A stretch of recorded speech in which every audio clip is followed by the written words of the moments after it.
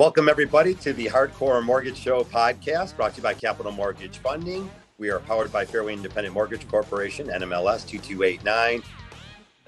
Entire panel, which I didn't know, is on joining us. The brains of the operation. We've got Lisa Lawson. Good morning, Lisa. Morning, everybody. All right, we're doing this great Zoomcast podcast here, and we've got Becky Alley. Hey, we got the band back together. Right. Back together. I know. I was trying to do a solo act, and they cut me off. And John Cole, another top 1% of all loan originators in the United States. Good morning, John. Good morning, everyone. Glad to be here. That's our cast of characters. Ed Brittingham and Patricia Uribe joins us from ReMax Eclipse, which you guys have a few offices. I know you guys are out on the east side, but I spoke with Ed last night, and I knew Ryan and a couple of the different guys. And who else is the owners out there? I know you guys have been expanding your offices. 11 Wood. Yep. Of course, Nick Panozzi, Ryan Kelly. There's 6 offices between Oakland County and Macomb County. Yeah, I think we're the only one in Macomb County right now. Yep. The That's Stony great. Brook office where we're at, it's the only one. A great reputation. I know all the guys were in the military. I know Ed, you served in the military also, and I knew Ryan was also a couple of guys in the Navy and a couple of guys, some serious active duty. So we appreciate you serving us and serving the country. Well, it's an honor to serve people that like yourself and everyone else. Lisa, dive right in here. I said experience and they're traditional real estate agents. I don't want to call anyone the wrong thing here, but there's something about experience and communication in today's marketplace that can really help families buy homes and sell them. Absolutely. So I've been working with Pat, I think since 2007 was our first deal. So, I mean, just do the math. We are people who we do this for a living full time. We're not part-time loan officers. We're not part-time agents. And that makes a world of difference in this very competitive marketplace. You need to have people who are working with you and for you that understand the market, that are up to date on all the information and all the tricks and tips so you can make sure you get these offers accepted to the best of your ability. And the team over there at ReMax Eclipse, which I almost just said Suburban, sorry about that. I'm so used to that. Because they just had a name change not that long ago, but they're definitely experienced and they know what they're doing. And that's a huge factor when you're trying to get these offers accepted right now. Mm-hmm. John? Yeah, I mean, hey, you got to deal with experienced people that know what they're doing, and experience doesn't come with years. Experience comes with the in and outs that you go through on a transaction daily. I had a conversation with an agent the other day on a listing. He was trying to tell me what and where and everything, and he said he's only been in the business for 4 years. Although he spouts a good game, he didn't really know what he was talking about. And we politely just corrected him and told him what we needed to do to make things work the right way and how to put an addendum together so that you don't have to call out repairs and where money should be allocated if you want to save the client the most amount of money. So as we always talk about, working with your team is the most important thing. Whether your team is a pair of realtors, a mortgage person and an accountant, or you bring in an attorney, just people that you trust that are going to work together and for the common goal of making sure that you're taken care of. And that's the most important thing, is making sure people are taken care of. Patricia, you're going to jump in with something. I know you guys have a strong team and you have your inspectors and all the different things that could come up. You got to have a mason guy out there to fix some concrete. Just all the years of that you've been in the business, gathering that strong team, I'm sure you have. Yes, we have a lot of business partners that we work with so that we can assure our buyers and sellers that we have the best people behind us, taking care of them well after the sale. My tagline is for everything that moves you, and that includes everything that moves you. From, getting the basement, dried up to the roof repairs, you name it. We've got the contractors that we trust. And, we'll do the best job for you. Becky, there's no doubt. She said a couple of those players, and things happen in real estate. If you've been around long enough and you're selling a lot of real estate, things happen in transactions, including things that could come up on a house. Boy, you better have a wet dry vac laying around, Becky. Anything can happen. Yeah, absolutely. I mean, I actually just had a conversation with an agent yesterday. She's a little bit newer. They had an FHA offer with concessions. I feel like the market's changing where you are seeing a little bit more of concessions being accepted. So we can get into that. But part of our conversation was she was reaching out to me to figure out how she should word an addendum because there's going to be some FHA repairs.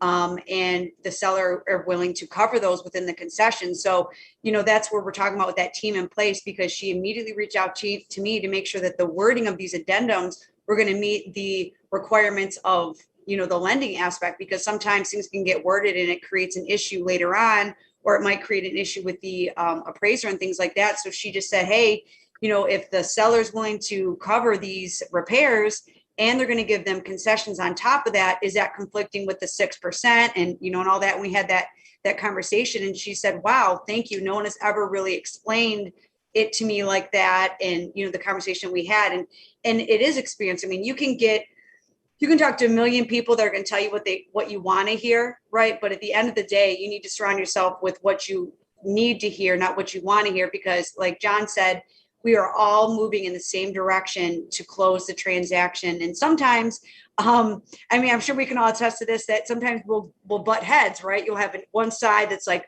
it's like, it make you feel like it's us versus them. And it really doesn't need to be like that. We are here to bring both sides, the buyer and the seller, together to make sure that we're all crossing the finish line in a timely manner. And I do want to talk about, though, with Ed and Patricia, are you seeing, as much as we are seeing, where FHA and concessions are starting to get a little bit more accepted versus how they were before?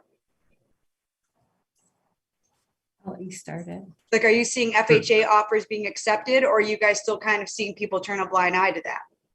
And they want conventional more so? FHA offers are being accepted, but they are not as prevalent as they were. Now they're coming back because most of during the summer and the spring, people were basically looking for conventional and cash offers because they wanted the quick sale.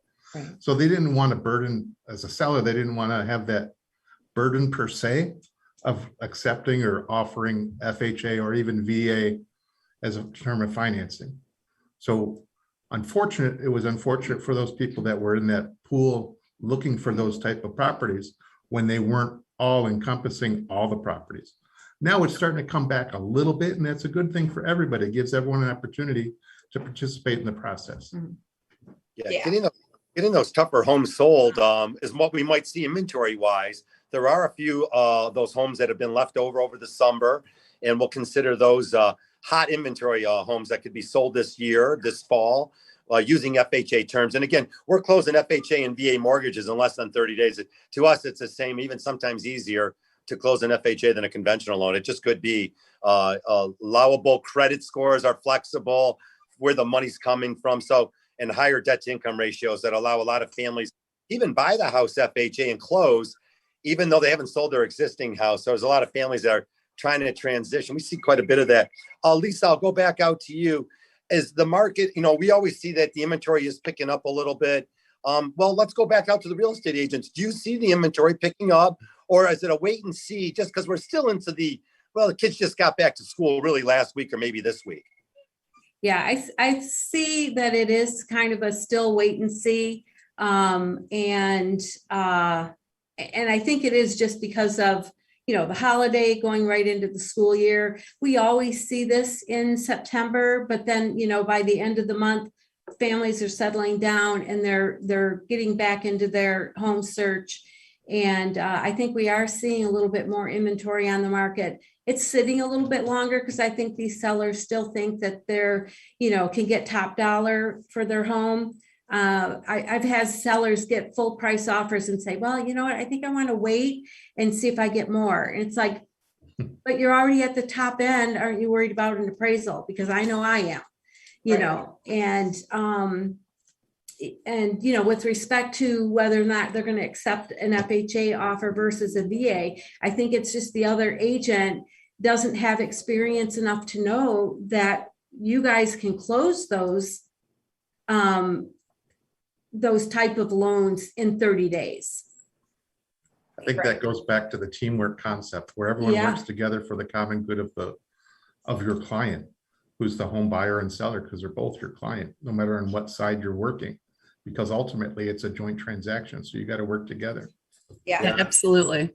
I think I've been trying to use this raise my hand thing on Zoom that Harvey can't see. But hey, There you are, Patricia, you hit exactly why I wanted to talk. Was you hit the nail on the head with that? Was that you got to be informed on what those offers entail. I had to talk an agent off the ledge last week because he was ready to give up on a client because their offer at 5% down wasn't getting accepted. And I told him, his name's Jason. I said, Jason, you got to be the smarter man in the room here. Your client may have extra money, but you've got extra money out there for the appraisal guarantee.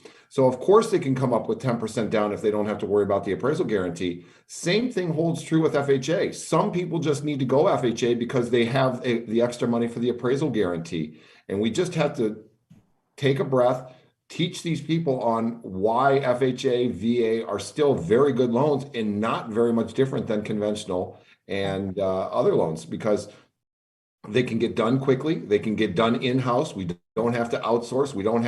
We're using the same appraisers, and we're structuring the deal to make this work for the client so that it gets done the quickest and easiest and best. So once you explain that to an agent, a listing agent who is apprehensive to accept an FHA offer, I think it holds a lot of ground, especially like you said, coming from the team.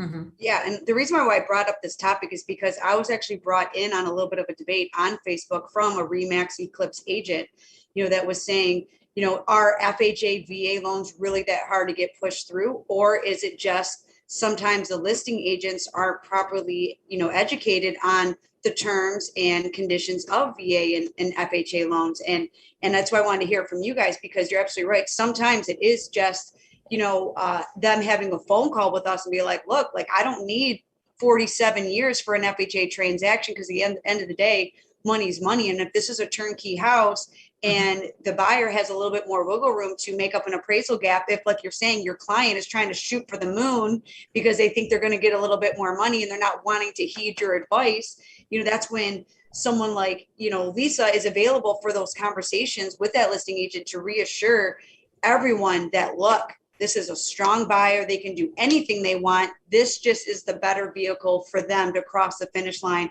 and we will get there no problem, and that's where, having those lenders and those team of professionals that are available at 9:00 at night, like I know Lisa is, I'm always hitting her up, and Harvey and John likewise, and as well as you are, how it is.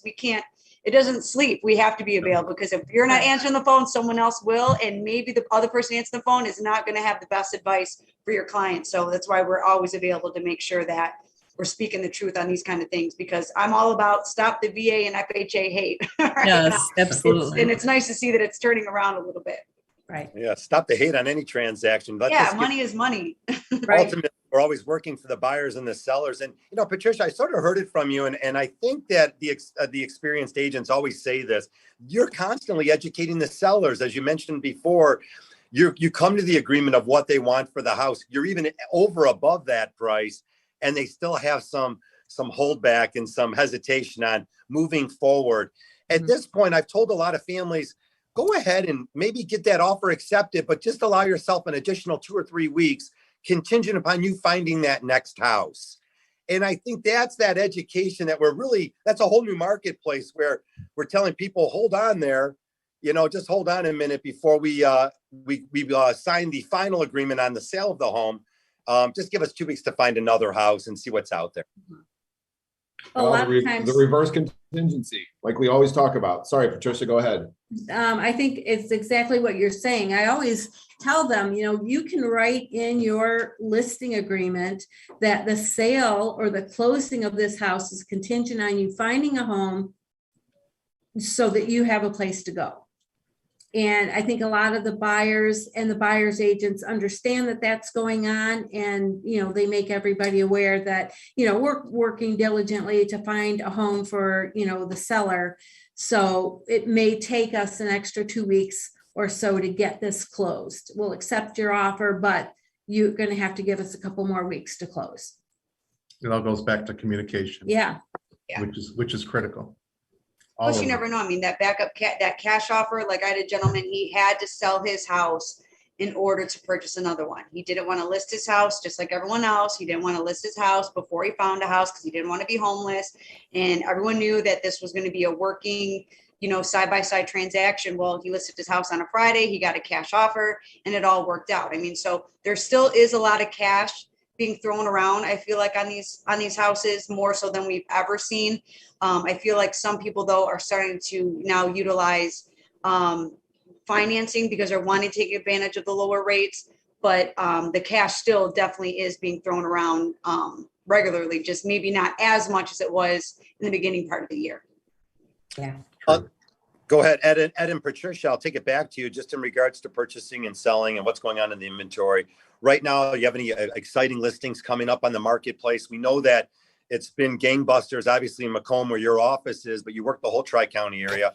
Are there any new projects or new listings or something you guys have coming up that you think is going to really be exciting? You're coming on the radio show Saturday. Tell us what you might have coming up for the show. Well, we have a potential listing, and it's a pretty high-end listing, a luxury listing that we're working on. We've kind of teased it as a be on the lookout for. It's soon to be coming soon. We hope to have that as a coming soon listing. Yeah, kind of square footage on a house like that. What do you have? That one is about 4,000 square foot. Mm-hmm. Okay. The luxury. It's on almost an acre of land with an in-ground pool. Now that's going to go quick. Let's talk about pools real quick here. Some of the amenities that your customers are looking for. We always knew that sometimes pools scared away half the buyers. Nowadays, it's quite the opposite. Do you find that to be true even in your sales over the last year or two? Pools are a hot commodity and people want them. Absolutely, Yeah. Especially with what we just went through with the pandemic and people realizing that if they have a pool and they have an oasis in their backyard, they can stay home and enjoy themselves, a staycation, if you will. So especially now with the people working more from home, so they want something that's comfortable for them. So a pool, a hot tub, any of those amenities are now sought after. Whereas, like you said before, Harvey, that was something that people definitely put an X on and they didn't want to pursue that. It's different now.